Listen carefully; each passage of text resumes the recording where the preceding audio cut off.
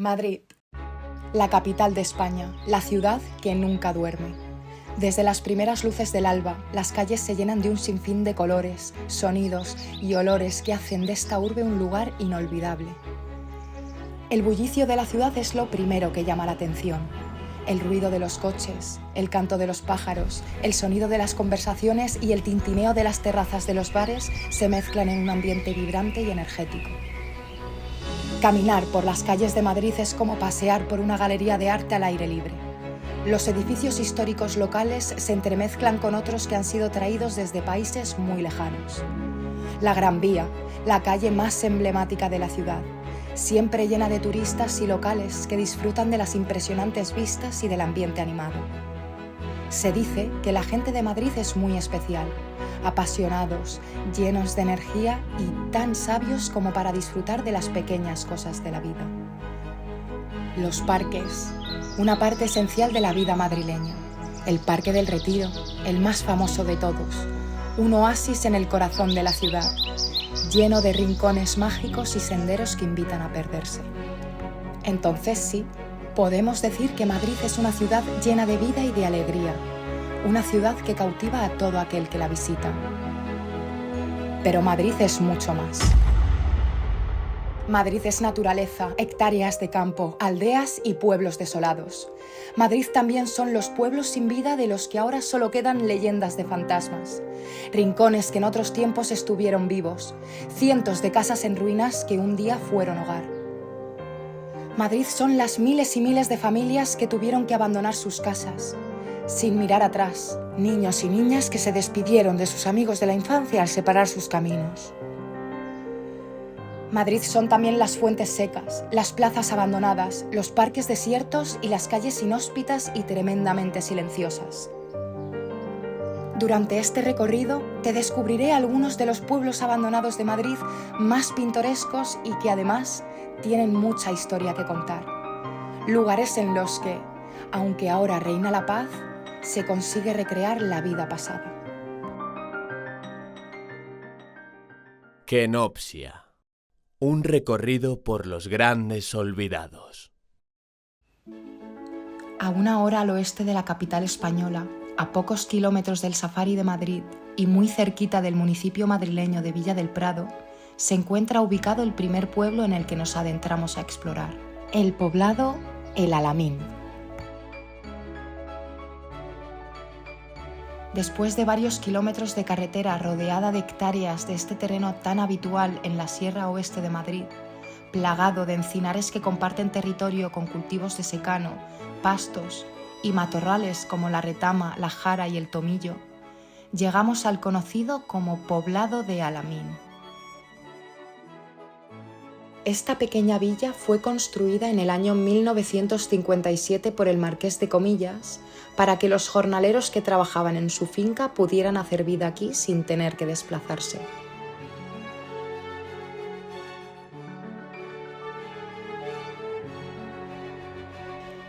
En sus mejores tiempos, más de 150 personas vivieron aquí y disponían de servicios como iglesia, escuela y oficina de correos. Laura Fave, una antigua vecina de la finca Alamín que pasó gran parte de su infancia jugando en las calles de este poblado y trasteando por sus rincones, recuerda cómo eran aquellos viejos tiempos.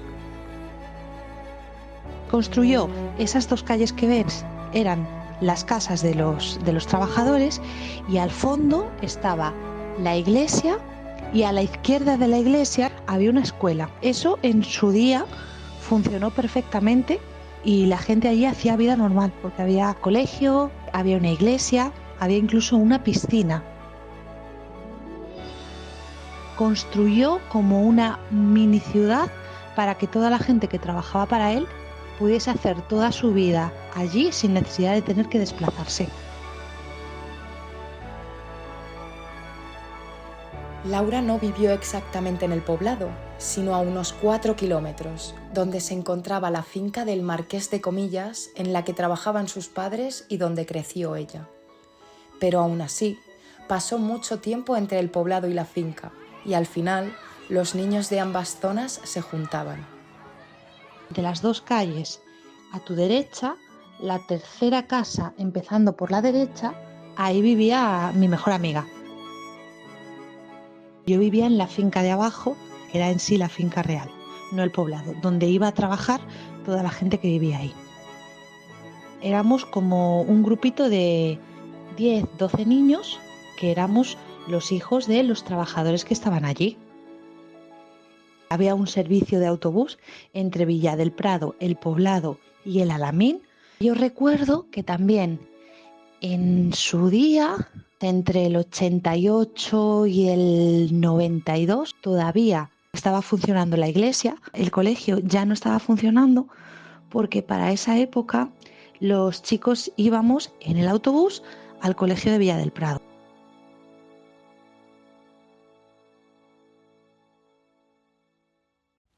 A escasos 4 kilómetros del poblado, si seguimos la carretera, nos topamos con un cartel que indica el inicio de la provincia de Toledo, y justo unos metros más atrás, otro indicando el inicio de la Comunidad de Madrid. Lo único que había alrededor era una valla roja de seguridad con un cartel que indicaba que el paso está prohibido. Si hubiésemos saltado la puerta y seguido el sendero, hubiéramos llegado a la Casa de Yeguas, una parte de la finca en la que había casas y un establo, aunque eso sí, ahora solo quedan restos y estructuras de piedras abandonadas, pero en su día fue la casa donde Laura creció junto a su hermano. La finca de Alamín, donde vivió Laura y donde trabajaban todos los que vivían en el poblado, aguarda en su interior un icono de la historia española cuya construcción se remonta al siglo X, y que además es la razón por la que al marqués de Comillas le interesó tanto hacerse con este terreno. El castillo de Alamín. Muchos años después de que la fortaleza fuese construida, los terrenos en los que se encontraba el castillo fueron comprados por el primer marqués de Comillas, Antonio López y López, y fueron propiedad del marquesado hasta el año 1999.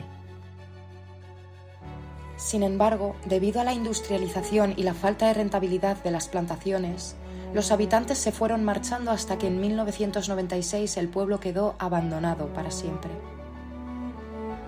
Actualmente el pueblo está, como lo veis, en ruinas y ha sido víctima de actos vandálicos como grafitis y hurtos.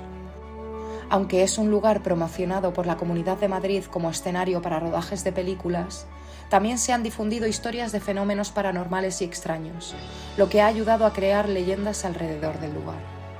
En cuanto al poblado, todo lo que hay de escritos de pueblo fantasmas, leyendas de que han visto, eso es toda una leyenda que se ha formado en cuanto a un poblado que se ha quedado abandonado, pero básicamente porque la finca donde iban a trabajar toda esa gente se vendió y al venderse tuvieron que despedir a todos los trabajadores que había ahí, pero es un pueblo que se quedó pues nada, abandonado, pero nada que ver con la leyenda que han montado.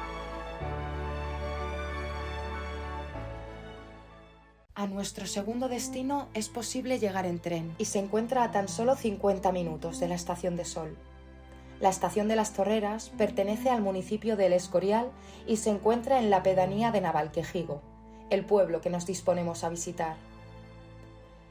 A tan solo 5 minutos caminando desde la estación, cruzando la acera y siguiendo un camino de tierra, se pueden ver las primeras caravanas, furgonetas y coches. Y es que la situación de Navalquejigo es un tanto peculiar, pues se trata de un pueblo que quedó abandonado y olvidado, pero que no se encuentra vacío. Años más tarde de que el último habitante que vivía en el pueblo se marchara, comenzaron a llegar las primeras personas a ocupar las casas y las parcelas. Y 30 años después, la comunidad ha crecido hasta ser alrededor de 40 personas, entre ellas familias y niños, que continúan ocupando el espacio.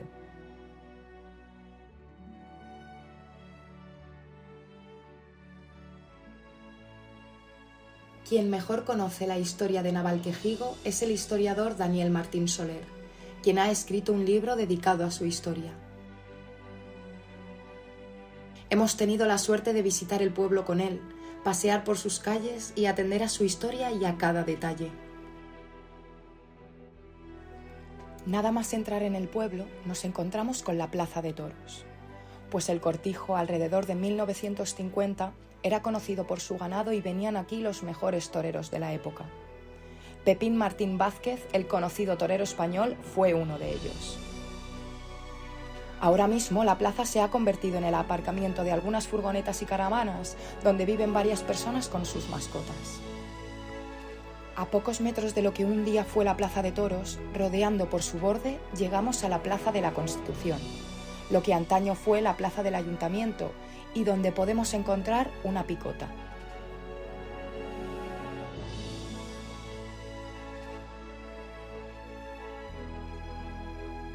Las picotas son columnas de piedra, normalmente ornamentadas, sobre las que se exhibían a los presos e incluso las cabezas o cuerpos de los ajusticiados por la autoridad civil. Tras la picota y casi imperceptible, podemos descifrar algunos restos de lo que era el ayuntamiento de Navalquejigo, el cual desapareció en 1931 al quedar adscrito al municipio de El Escorial. Del ayuntamiento no queda más que el recuerdo, y debemos ayudarnos de la imaginación para olvidar toda la maleza y forjar una imagen de lo que ahí existió en algún momento. Una casa consistorial que ha quedado en el completo olvido.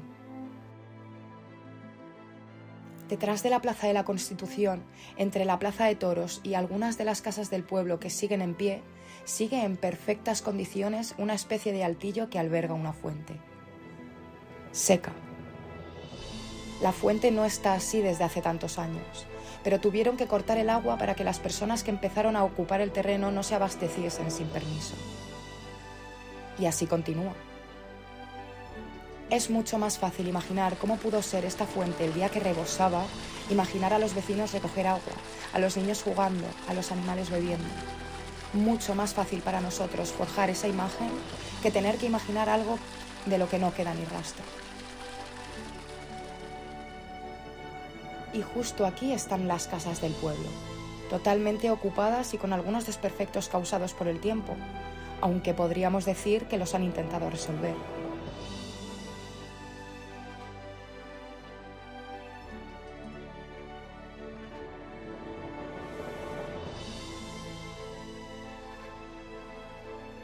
Pero si desde la Plaza de la Constitución torcemos a la derecha y continuamos el camino, llegamos hasta un huerto, y justo detrás de él, la romántica iglesia de la Exaltación de la Santa Cruz, que aunque amenaza de ruina, aún se mantiene en pie.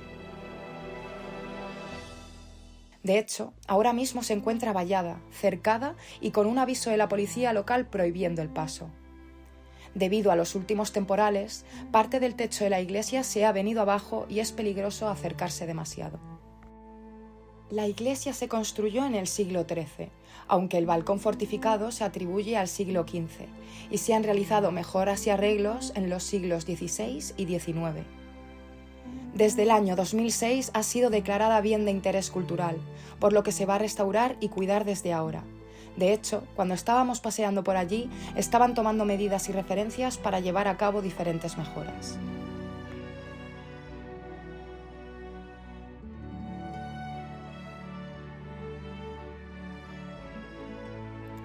Volviendo un poco a su historia, el pueblo quedó abandonado en el año 1993, cuando la familia Arroyo construyó la urbanización de Los Arroyos, justo al lado de Navalquejigo.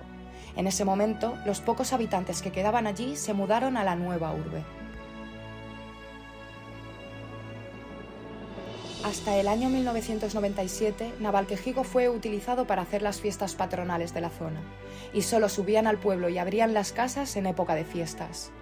Durante estos años se dio a conocer que el pueblo estaba cerrado y abandonado prácticamente todo el año, y hacia el 97 empezaron a llegar los primeros ocupantes. Durante estos últimos 30 años se han llevado a cabo varios intentos de desalojo. En 2006 vivían unas 15 personas en el pueblo. A finales de febrero de 2007, los ocupantes fueron desalojados temporalmente tras finalmente, 1 año y 2 meses después de la marcha forzada, la sala acordó dejar sin efecto el desalojo de los ocupantes. Hasta el día de hoy, que continúa siendo para ellos su hogar.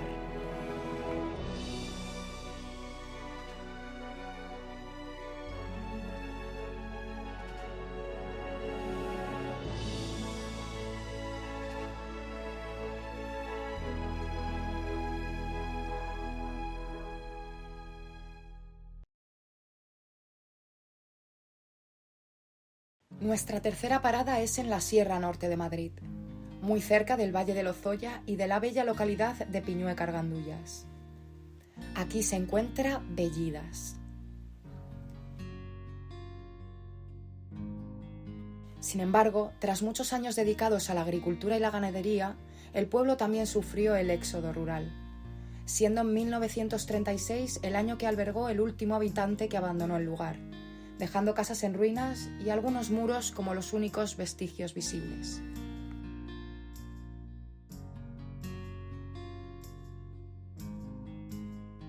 Bellidas, al igual que las poblaciones que lo rodean, tiene una fecha de fundación desconocida, pero parece demostrada su repoblación tras la reconquista por ganaderos de Buitrago. Si bien inicialmente se formó como un pueblo independiente con alcaldía propia, posteriormente fue agregada a Piñuecar durante el siglo XVI.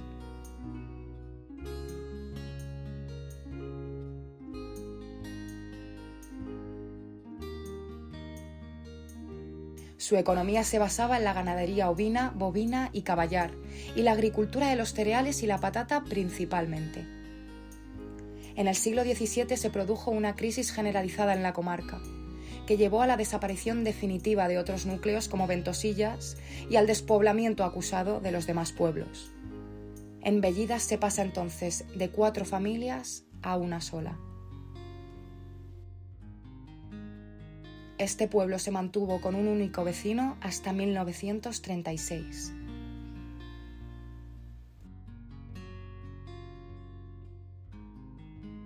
Hoy en día sigue en pie y por temporadas está ocupada una casa privada llamada Caserío de Bellidas, con su huerta y un pozo.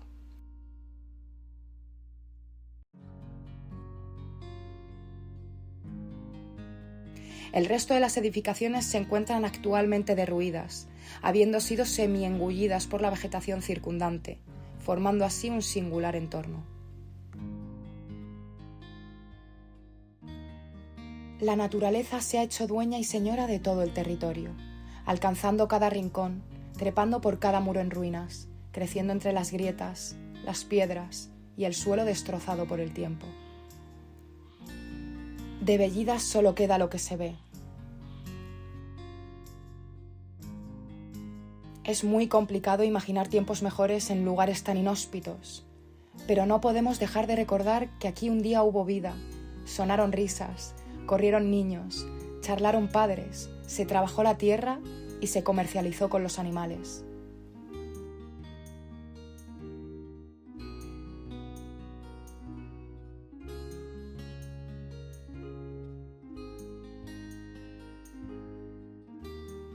Pero cuando cae la noche, aquí solo reina el silencio. A unos 40 kilómetros al este de la ciudad de Madrid, se encuentra un pequeño y pintoresco pueblo llamado Fresno de Torote. Ubicado en la comarca de Alcalá de Henares, con su impresionante paisaje y su rico patrimonio histórico, Fresno de Torote es un lugar que merece ser descubierto. En esta ocasión, perseguimos el amanecer para poder ser testigos de los primeros rayos de sol iluminando este histórico pueblo. Esta vez, la luna nos acompaña en el camino. Según las crónicas, Fresno de Torote es un histórico pueblo fundado en el siglo XV por el primer marqués de Santillana. Este pueblo, como es el caso de Alamín, fue creado para albergar a los trabajadores de la finca y sus habitantes eran jornaleros que no eran dueños ni de las casas ni de las tierras en las que trabajaban. Fresno de Torote está situado en un estrecho valle formado por el río Torote y tenía unas 45 viviendas, una iglesia, una ermita y una escuela. Las festividades patronales se celebraban el 2 de mayo durante 3 días y eran muy concurridas por gentes de los pueblos cercanos. Se celebraban en la plaza de la iglesia de Fresno de Torote, conocida como la Asunción. Y nos debemos detener unos momentos en esta joya del siglo XVI que nos ha traído importantes descubrimientos hasta hace pocos años. La iglesia es un ejemplo de arquitectura mudéjar del siglo XVI, construida con ladrillo, mampostería de piedra caliza, adobe y cantos rodados.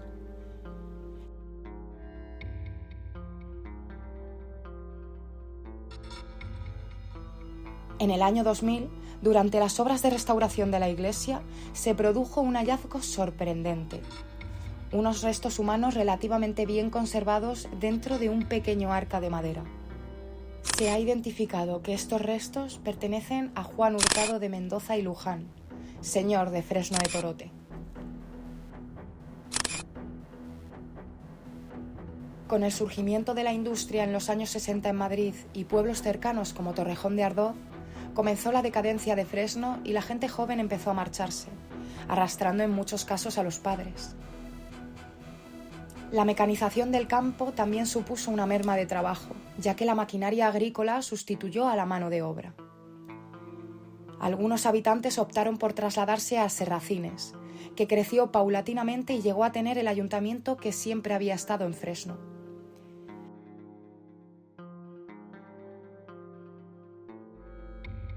A finales de los 90 y principios de los 2000, el pueblo se quedó sin población estable y solo había algunas familias de trabajadores que seguían trabajando las tierras y el ganado.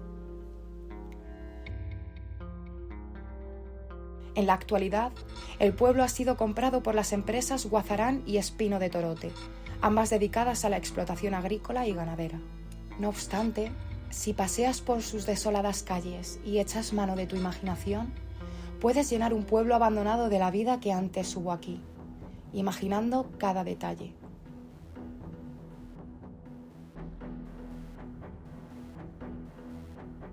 ¿Te atreverías? En cada uno de estos pueblos tuvo lugar en tiempos pasados un modo de vida que se fue y no volverá. Las plazas, que algún día estuvieron llenas de sus gentes, de niños y niñas corriendo, de conversaciones de adultos y del sonido de emisoras de radio sintonizándose. Ahora se encuentran vacías, inhóspitas, increíblemente silenciosas. Los muros derruidos de las casas, las ruinas que quedan de ellas, en algún momento fueron hogar. Se sirvieron platos calientes en las mesas de las familias y los niños leían cuentos antes de irse a dormir. Las escuelas, las iglesias, los parques, todos esos sitios donde un día hubo tanta gente reunida, ahora solo viven de la memoria y de los recuerdos, de las fotos y de las conversaciones que reviven esos recuerdos pasados. Kenopsia, la sensación de inquietud que provoca un lugar vacío.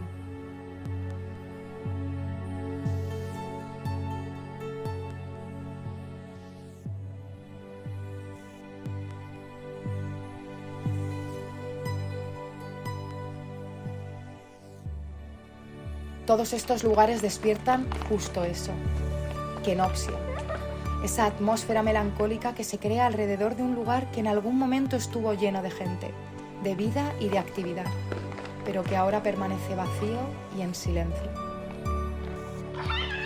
Pasear por todos estos lugares es un paseo hacia el pasado si, de nuevo, te ayudas de la imaginación. Ninguno de ellos debería ser olvidado. Los pueblos deshabilitados son cultura, son parte de nuestra historia.